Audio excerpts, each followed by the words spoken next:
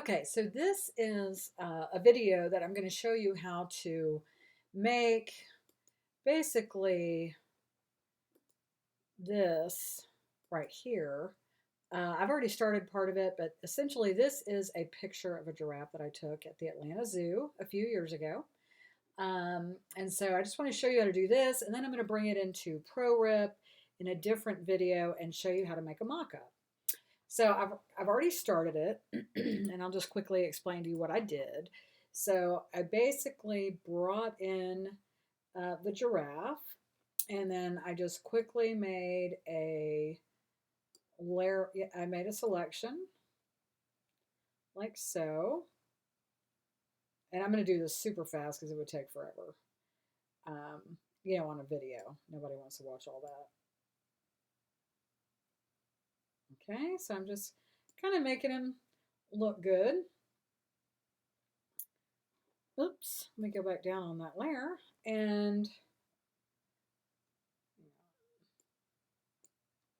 let me get the whole giraffe. Okay, and then all I would do is go to select and mask, and I would go in here and clean it up a little bit, try and get some of that green out. And then I would hit a new layer and okay. Now again, I've already done this, so I'm going to turn it off. And I obviously missed some spots that I would fix. But at any rate, I have already completed that. So let me get rid of that. And here is our giraffe. And I did adjust him a little bit so y'all could see him better. Um, and then I added a new layer by clicking on this layer icon here and filling it with black. And then I did some type, and I'm going to do a little bit of the type now. So all I did, well, here's my type layer. I'm just going to create a new layer. And I'm going to go over here to my text tool, choose my horizontal text tool. And the font that I'm using is an Adobe Typekit font. It's called Tilting Gothic FB Skyline. So that's black is what I chose. And I'm just going to type the word up, but I'm going to do it on separate layers because I'm going to warp each layer. So now let me create a new layer. And I'm just going to click and do my P. And actually, I want this U to be a lowercase u. And then I'm going to do one more layer. And I want a question mark. And that's it. So then I'm going to shape these. I just clicked on it. It's still a text layer. And I just pulled it out like so until it was the size I wanted. And that's kind of the size that I want. I really don't want to make it too much bigger than that. So I'm going to keep that same width, I think. Or at least something close to that. It really depends on how this turns out.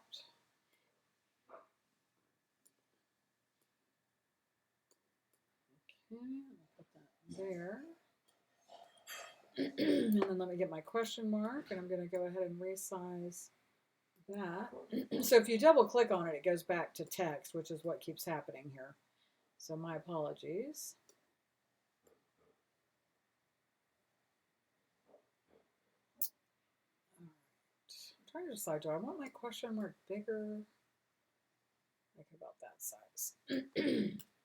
Okay, now this blue line right here is a guide, and let's just get rid of it and I'll do a new one. So all I'm going to do to get the guide is I'm just going to click up here on the ruler and just pull down, and I kind of want to line it up with the giraffe's ear or horn, I guess that is, whatever that thing is.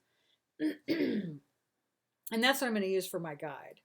So now what I'm going to do is rasterize each letter, and I am sure that there are many people on this group that can tell you how to do this easier, but this is the way I do it. I do find it easy and I never forget how to do it. So I'm just clicking on this U, and then I'm going to right click I'm sorry, I'm going to, yeah, I'm going to right click and I'm going to choose warp. Well, actually, I'm going to distort it first. So I want it to be as tall. So distort is going to let me go up, down, move it around like so. But I just want to make it taller, but I want to keep the same width. So I'm going to pull it down here. Okay. All right, so I just hit return to accept it, and now I'm going to click in it again, right click.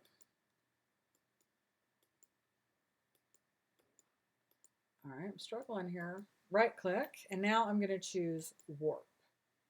And so what I'm going to do is I really want to follow the line of this mane here.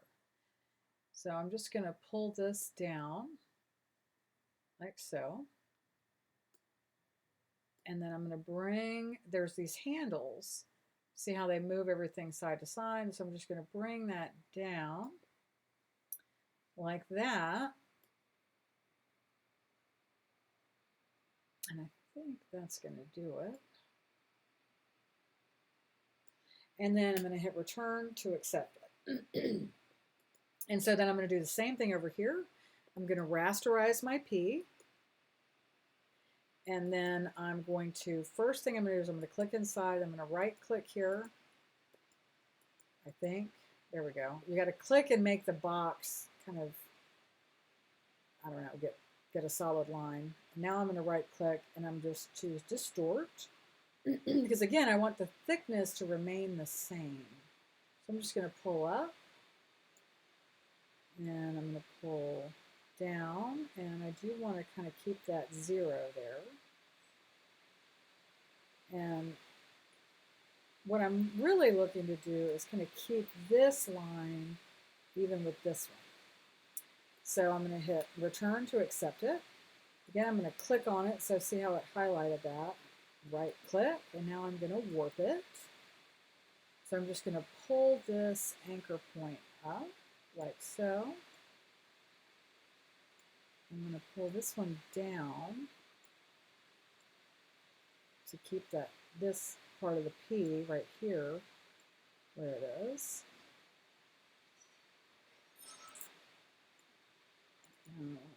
Let's see if that works. Yep, that looks pretty good. All right, so now I'm going to do the same thing with the question mark. So let me rasterize the question mark, and I do that by right-clicking on the question mark, on the layer that the text is on, choosing rasterize type. And again, I'm going to click on it, and I want this highlighted box to show up, and I'm going to right-click, and I'm going to distort it. And I'm just going to pull it down. And I'm going to pull it down this way too, because I do want to keep it kind of in perspective. And I'm just making sure that I stay at that 0 angle. All right, and there we are.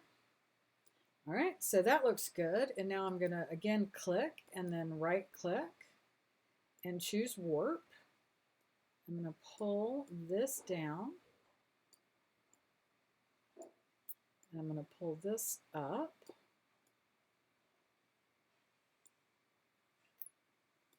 And I think that's going to do it. All right, so we just kind of scooch it over. Okay, so now that we have that done, I'm going to add just a little bit of negative space. And then, by using a distorted brush. So let's go ahead and merge these 3 layers together. So I just clicked on the first one, and then holding my Shift key, click on the U, and then I'm going to merge those layers. So now they're one layer, and I can move it, all 3 of them together. Okay, all right. So what I'm going to do is I'm going to create a layer mask, and I'm going to get my brush tool, and I'm going to be painting in black. And let me find, yeah, I think this is the brush I want to use, this Jarson. I definitely don't want it to be small. There we go. And I'm just going to brush in some distressed marks.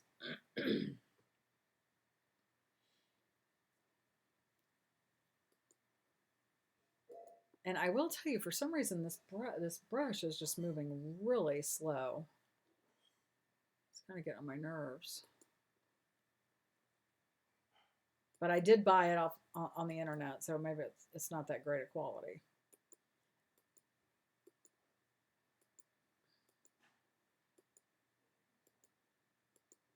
So I'm just going to keep brushing around until I'm happy with it.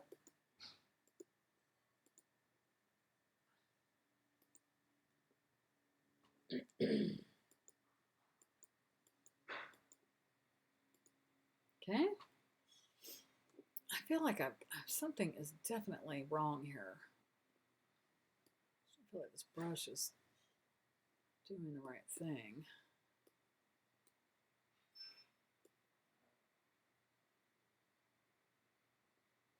Huh. I don't know. All right, so now let's go over here to what's. Oops.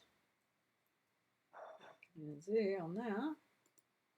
And let me do another layer mask. So to do a layer mask, I just right click on the paper with the circle, and it gives me this white box here. And I definitely want to make sure I'm painting in this box, because if I paint over here, you see what happens. It actually paints on it, and I can't go back and undo it without doing a lot of clicks. So I'm just going to Command Z there, and I'm going to go back to my layer mask. Make sure I have my brush tool. I'm going to make it a little bit bigger. And I'm just going to type in there. Get myself some negative space, because I don't want to rasterize the type, but I do like the distressed look. So when I get into ProRip, if I ever do,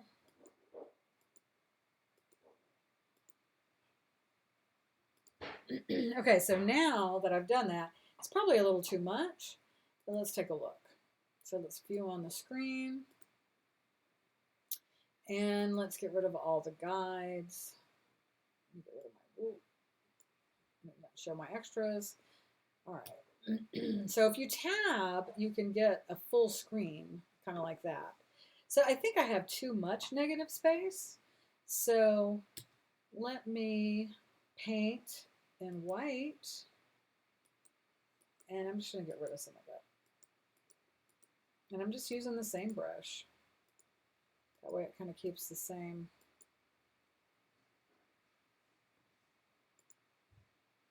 shapes. All right, now let me go up to this one, and I'll do the same thing. Just get rid of some of this gunk.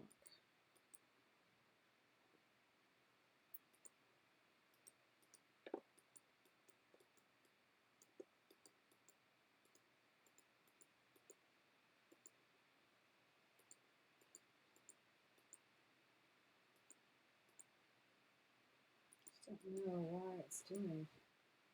I had such great brush strokes a little while ago. I don't know what the deal is.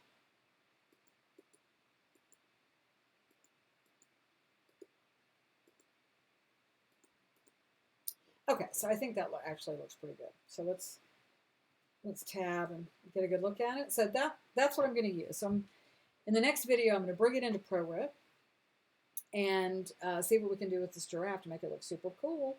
And then we'll do a mock-up. Thanks so much.